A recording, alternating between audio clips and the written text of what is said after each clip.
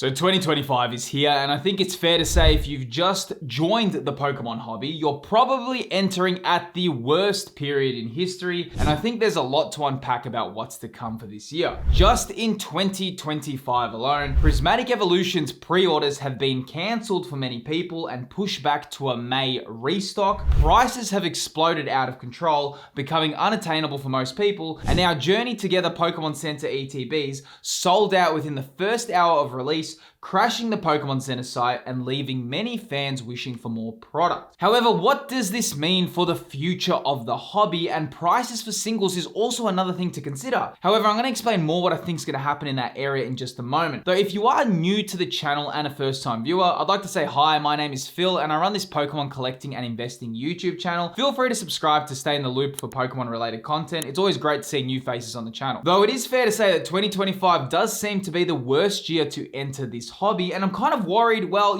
for a few reasons, right? Number one, if products get sold out within hours of pre-orders being released and product is unavailable on release, what will this mean for the prices in a few years from today if no one can even get the products when they come out? And number two, what's the future of this hobby if no one can get product whenever they come out? I mean, I'll admit, when I saw Surging Sparks be sold out last year, I was like, oh, this is pretty interesting, right? It was actually cool to see Pokemon cards be so popular again. However, now with Prismatic Evolutions being unavailable, and it seems to be the same story with Journey Together, it's becoming less enticing to be in this hobby, and what's meant to be an enjoyable hobby for most of us is slightly becoming exhausting trying to keep up. Like, I'm gonna be real with you, man. I, for one, am not a fan of scanning for pre-orders, and then I always have to just be always trying to keep on top of everything to try get Pokemon cards. I actually love just entering a store, buying products on release day. I mean, one of my favorite things was when Scarlet and Violet released. I just went with my daughter to a store, we bought some packs, and that was a really cool experience. Though I want to go over why 2025 will be a tough year and provide some solutions for the current climate. Now, one aspect with all that's happening, right? As we know, 2025 is a busy year for the hobby, and it's likely you'll need to pay over retail for a lot of products. Though what's essential if you're doing that is to track what you're spending on items, which actually brings me to the sponsor of today's video, which is the Shiny app. So the Shiny app actually reached out and they showed me the app, and I need to say it's actually a great tool for anyone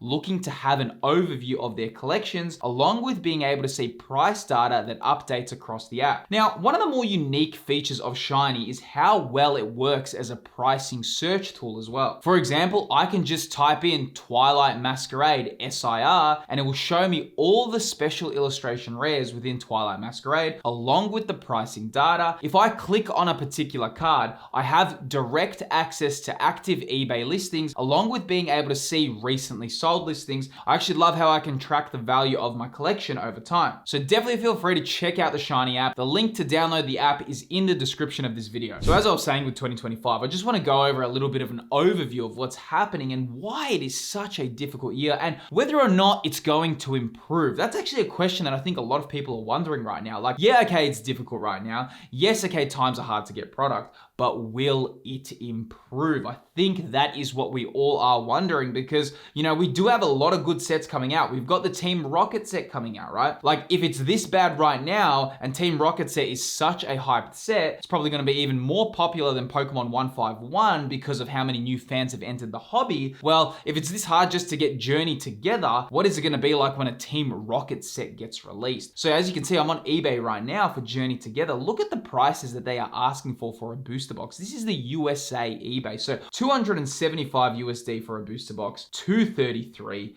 You keep going down. Booster bundles, $60, right? $10 per pack. Mind you, this is just before it's even released, okay? So you guys, if you've just entered the hobby, right? That is so wild, man. That does not happen. Usually, every time I buy a set, when I pre-order the set, I actually get it for the best price I can because usually you have so much stores competing with each other, right? So they actually offer some really attractive price points for people to get in. But now the issue is, even if you're pre-ordering your sets, you're still paying over retail price, which is just something that needs to be changed because the longer this lasts, the harder it gets for everyone involved within this hobby, right? No one wants to pay over retail price for products, especially when you're pre-ordering, right? So a solution needs to be made for this, right? Whether or not that becomes a raffle system that retailers do, or some sort of solution that people can still get products, right? Because, just seeing these prices, it's getting pretty overwhelming. But, same thing as well. It's not just Journey Together. You can see Prismatic Evolutions as well. Again, I'm on the US eBay. Check this out.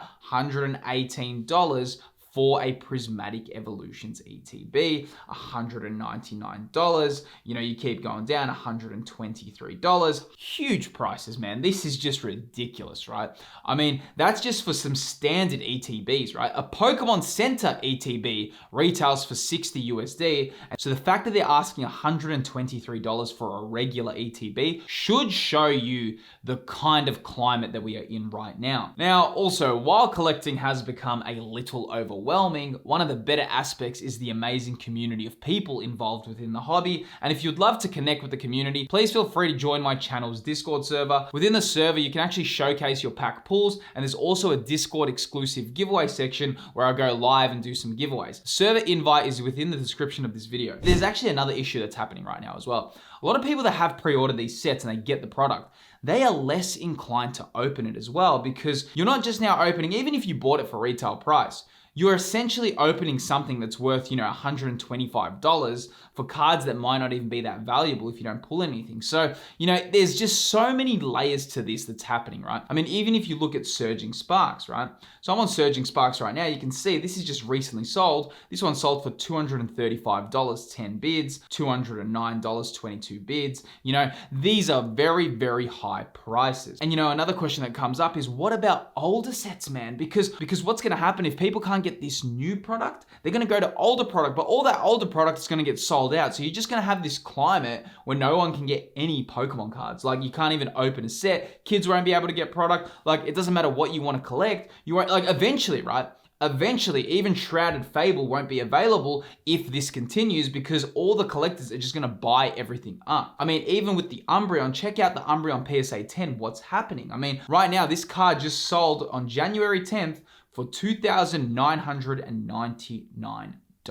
That is crazy, man. When I was looking at this was last year sometime, you could buy this for $800 USD. It's very hard right now to say, hey, I'm going to buy Umbreon when it's this kind of price point, right? Singles are also climbing up in value. Like here we have the Giratina VSTAR. Check it out in the last month. This was selling for $124 USD, and right now it's selling for $200 USD. This is all in the last month, right? You pull this in the year graph, and you can actually see that this has exceeded its previous high, and its previous high is $138 USD, and right now it's looking like it's going to even go much higher than that because it just started rising.